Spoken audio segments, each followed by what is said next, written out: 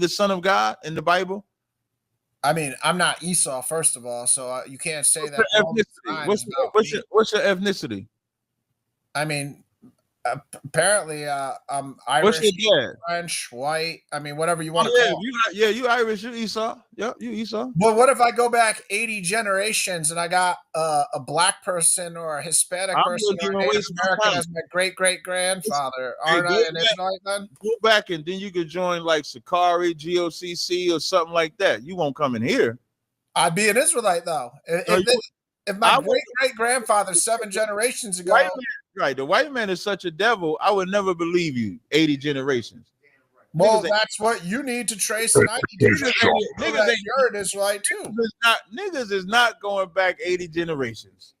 Well, that means that your methodology to prove you're an Israelite is faulty. Actually, the scriptures say, strive not after genealogy. So what we do in this house, we go back as far as we can. Like I think I was able to go back 5 generations.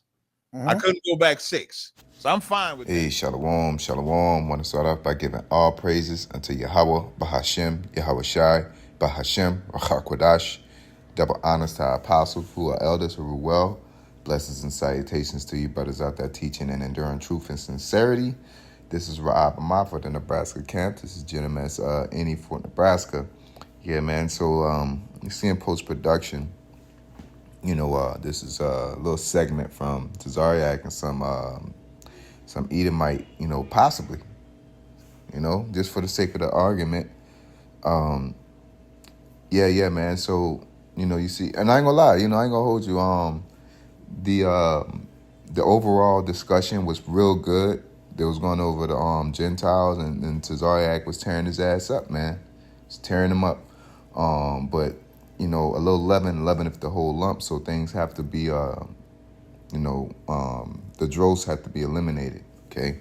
So with that being said, we're gonna go into the scripture to not support his argument. Let's see here.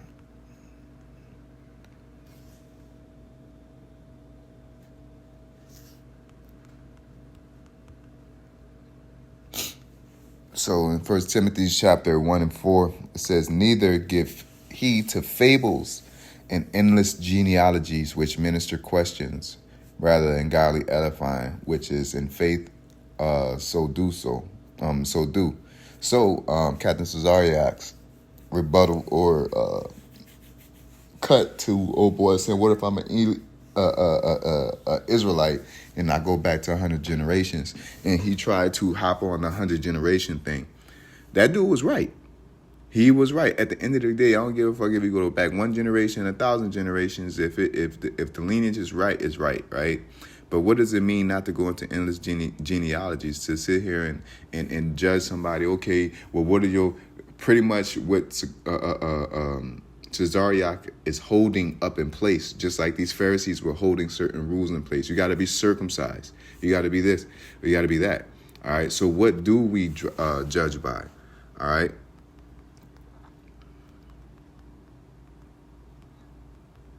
And the dude was eating that. He was eating. He was eating that rebuke like a G, though. I ain't gonna lie. That would make me kind of think he a Jake, man. Not because of his argument, or the vibe, but he was eating that rebuke,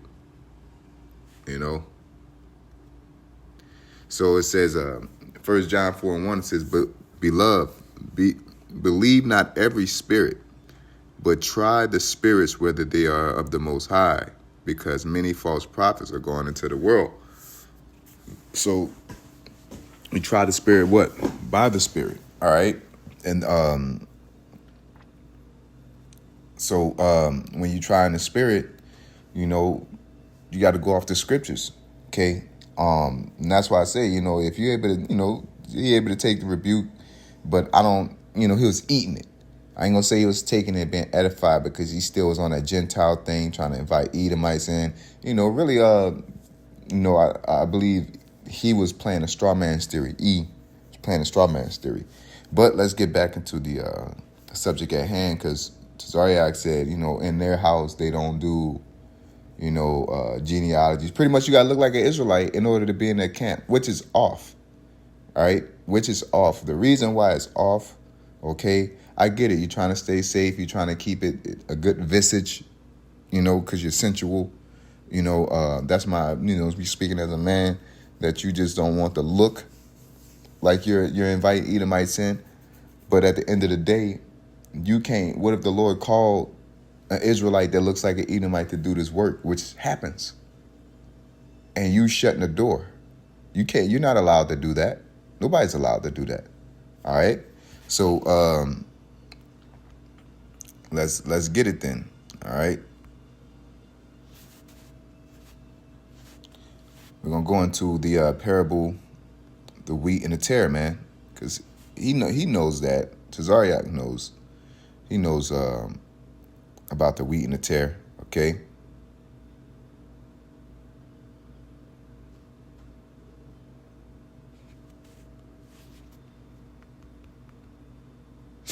All right, so we're going to go into Matthew chapter 13, okay? All right, so we're going to go into Matthew 13, start at 24. It says, another parable put he forth into the king, unto them, saying, the kingdom of heaven is likened unto a man which sowed good seed in his field. Okay, and the field is the world, and the seed is representative of the nation of Israel, Negroes, Latinos, and Native Americans. But what we have to understand is, like I said, within that argument, the Lord is judged between, well, that's a different subject. You are who your father is. At the end of the day, that statement that Edomite made is correct. You are what your father is. So what he said is correct. Tazariak used the scriptures unlawfully and said, well, we ain't doing that because, we're not going to go back 100 generations. Look, bro, you try the spirit by the spirit, because I'm not about to sit here and try to trace the evidence to see if you're Israelite. All right, we don't got no Urim and Thummim. There's records all messed up. So at this point, all we can do is go off the spirit, okay? Because based off this parable right here I'm about to read, it's going to tell you the Lord's going to sift it out. So you got to just have faith, man. Now, you got to be prudent. I ain't saying you just let any Edomite in the camp.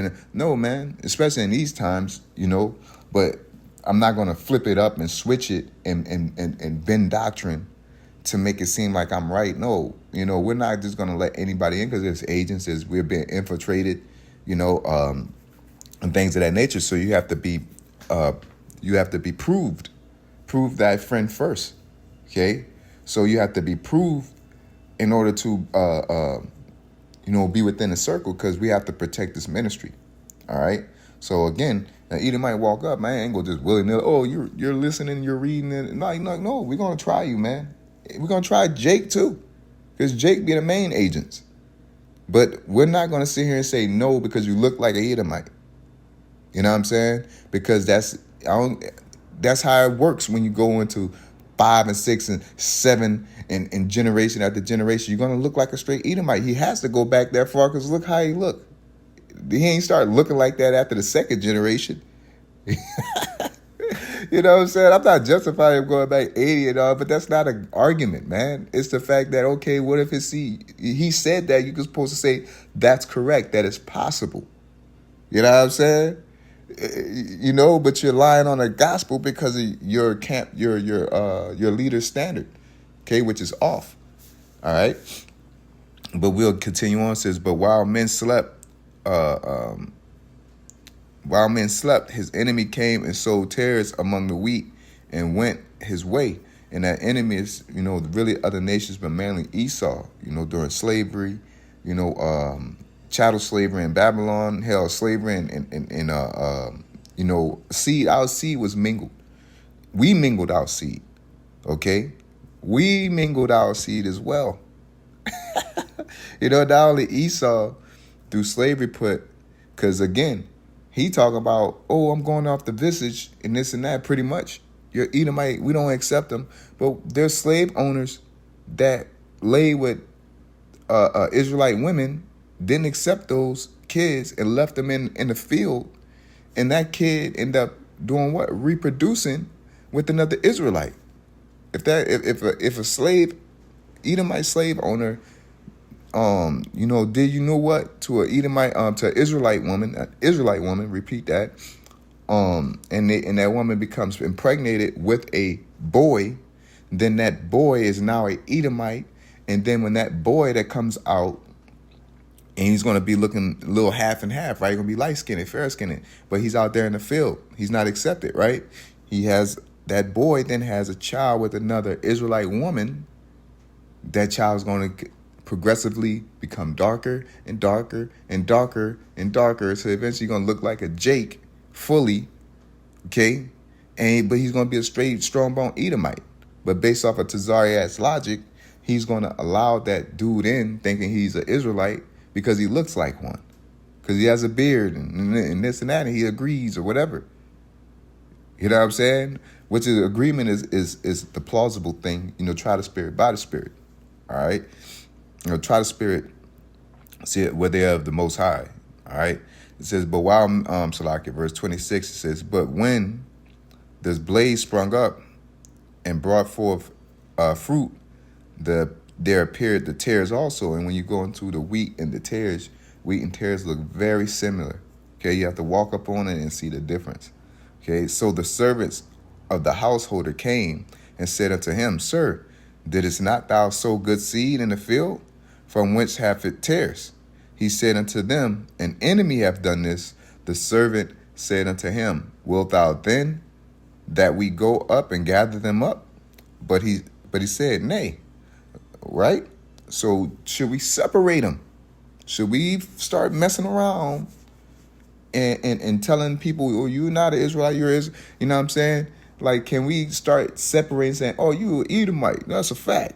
Like, we don't know. Or we could really go about the spirit and the vicious, but, all we could do is tell you what Esau is capable of and what he would do. For the most part, we got a good idea. But if somebody come up asking for the truth, no matter what nation you are, technically we can't say no. You know what I'm saying? We got to ask you who your father is, you know what I'm saying? Now, if you say, you know for sure that you go back to this line, now we ain't going to go to endless genealogies, but we'll go into your genealogy. All right? We'll ask you, oh, my dad's German. And like he said, Irish. There you go. Irish ain't, and what's his already say? Oh, that's Edomites. No, the Moors, you know what I'm saying? The Moors, it was all in Ireland, man. Okay? The Moors was all in Europe. All right? You can't, we are to be occupied in prophecy, but you can't omit history. Okay? We are to be occupied in prophecy, but you cannot omit history. All right? And y'all are all about the law. So within the law, it tells you, well, not even the law, this is a commandment of the Lord or a statement from the Lord that you are what your father is. So you can't sit here because whatever reason that you omit that or act like that's not true. Okay? We're here to preach the gospel directly and correctly. Right? All right. It says, verse 29, it says, but he said, nay. All right. Should we gather them up? Should we separate them? But he said, nay, lest while ye gather up the tares, ye root also up the wheat with them. So why is that important? Why should we stop there and emphasize that? Because you don't know people that walk up to you that look like tares. They could be wheat, and you could be trying to separate them from the wheat and actually be pushing Israelites out that are supposed to be coming in. Okay? There's no difference from the physical battle that Paul was going through with the Gentiles of our people. They were trying to separate them, and it's like what they believe. You can't fully separate them because you'll be pushing out a lot of believers, right? And as Paul said, his hope is that he may gain the more, right? All of us, Yahushua said himself, it's his will that all flesh should be saved. Speaking of Israel, but it's a process. So you're gonna try to get as many who you can, and that's why he said that as many as are holding my hand should not fall out. Okay, and that's why people like camps like GMS is here to bring clarification to such a statement to all the Israelites out there that look like tares, man. because these guys will shut you out just like they were shutting out the Israelites that were uncircumcised, that were coming from Greek culture. They shut them out saying, oh, you ain't no Israelite unless you do this, this, and that. Or you fill these criterias. And some of the criteria were impossible to meet based off their lifestyle. You know what I'm saying? Like, you know, that's like telling a Jake he in Saudi Arabia, and you telling him, you know, you got to keep all the laws. And there's certain laws you'll die out there messing around trying to be an Israelite, man. You'll die out there. Going there wearing fringes in Saudi Arabia, it'd be a wrap for you if they found out why you're doing it. Okay? So what are you to say to him if he genuinely believes, but he's in that situation? Oh, you can't be an Israelite? This is the same argument that was being had in the New Testament. But these guys sit here and carry the Bible and preach the New Testament. We're preaching redemption. We're preaching getting back to our culture to repent and go and work to get salvation. You know, and that all started after the beginning of Yahweh Shai, and the Gentile portion started upon the death and resurrection of Yahweh Shai. All right, when he told Peter to go, you know, the quilt that came down, kill and eat. I'm not eating anything unclean, common or unclean. He was talking about going to Cornelius, which was an Israelite in the Italian band, so he was a part of that culture and a part of that service. Because once you're a part of these, you're part of a military. You know, you're a part of a culture. You gotta, you know, render unto Caesar things unto Caesar. Some things you can do, some things you can't do. We're in Babylon. It's a fact. We always reference what if you see a man that lied with a woman as he lied, a man that lied with a man as he lied with a woman, you're supposed to stone him and put him to death. If you don't walk, you're not obeying that commandment. That's in sin, right? So there's a bunch of sinners out here. Okay, so you can't regulate things that you know, certain, you can't just put a full regulation of the law, statutes, commandments on people, especially so fast and not without considering their plight. Okay, meat sacrifice unto idols. Jake was slaves and they had to eat. I was just watching this show with these people. I don't know, I think in Cambodia, one in Cambodia, but those drinking his honey from these bees. You know what I'm saying? They got them all high and stuff. You know, I think it's like Peru or somewhere. But long story short, they had a process that they did because of their culture. Before they go up to these mountains, they had to sit there and sacrifice a goat and pluck rice. So the guy that was doing the documentary had to partake in that in order to go up there. Right? I'm not saying that, okay, that's a situation we may be in. No, I'm saying that, say you're under that person's servitude. In order to eat that goat meat, you have to watch them pray. You have to pretend to pray, bow your head, you know, because you say, I ain't doing that. You might be put to death or you might not eat. Right? So that's why it says, judge no man either meat or drink, because you had masters that would serve other gods, and they would pray over that meat, and that meat is no more good. It's not no more holy. Okay, as they say, it's not halal. You know, which is a Hebrew word. You know, but there was sacrifices to other gods. He was plucking rice on it. He had to eat that meat in order, and they say you could not drink water until you did that ritual. So you got to think about that. You got Jake that were in Greece and Rome under those stipulations. Okay, but fast forward to this time, you got Jake that skin-wise, you can't just go, oh, shit, you don't want to look like this. Let me go get some skin darkening cream so I can fit more in. So y'all putting rules and regulations on people that they can't adjust to. Okay, if they believe, then they believe. And again, it says, you know, gather them not up. Don't separate them. At least you gather the tears up, man, because it's not our thing, right? In verse 30 it says, let both grow together until the harvest. And in the time of harvest, I will say to the reapers, we not the reapers, right? The Lord may bestow on us because he said, you know, we should be as battle axe and weapons of war, but that's not now. All right. There's going to come a time where the true separation is going to happen. All right. The Lord separating 2/3 from the elect, the wheat from the tares. But we're not here to decide who's a 2/3 yet either. You know what I'm saying? Even though we believe the elect is sealed, you know what I'm saying? Jake still waking up.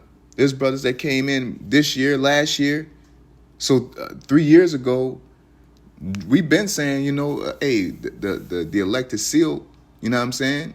Which they could be. You know what I'm saying? Which I truly believe they are. I believe in theory that they've been reading, researching. Their spirit is locked in on waking up. It's not like they're in a nigga state of mind and they're parlaying, similar to how my walk was. It wasn't like I'm out here and I'm running in this college and smoking weed and doing all kind of nigga shit. And then, I walk past a prophet and it triggers my spirit based off the Lord's choosing.